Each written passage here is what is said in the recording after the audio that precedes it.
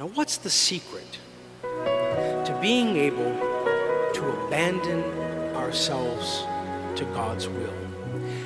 To totally and joyfully surrender ourselves to God's will? Well, Father Rauzan gives us the answer. He says this: let us occupy ourselves with the present, abandoning the past to the mercy of God and the future to his providence.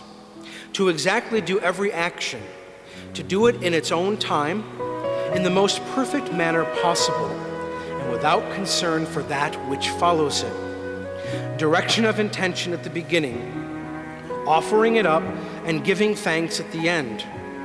Raising up the mind, tender aspirations in the course of the action, to work without looking back, to resume every day one's occupations as if one had done nothing the day before, to stir oneself up to courage every morning, to work without relaxing, to make oneself more and more pleasing to God. And he quotes St. Luke's Gospel: do this and you will live. The secret: focus on the present moment. Forget about the past. You can't change it. It happened, it's done, it's over with. Forget it.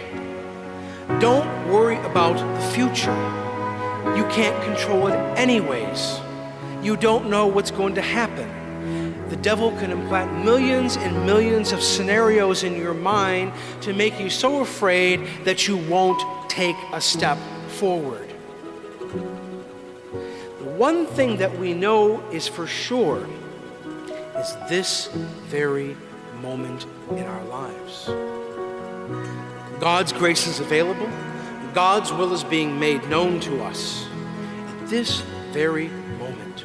The grace of this moment will not be there the next moment. Focus on the present. We begin to lose confidence in God.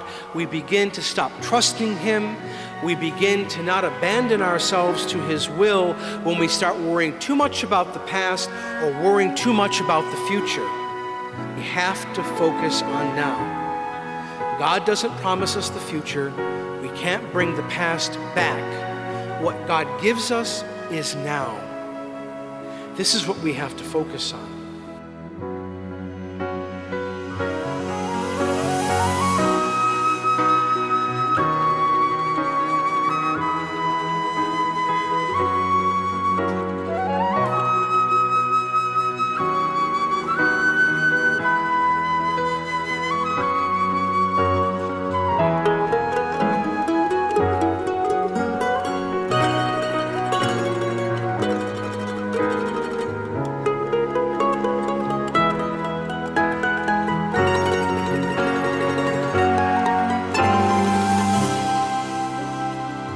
The letter of St. Paul to the Philippians says this: to accomplish in all things and always the holy will of God, accepting in advance all the difficulties, labors, contradictions, sorrows, humiliations, persecutions, which it, the holy will of God, may lead us.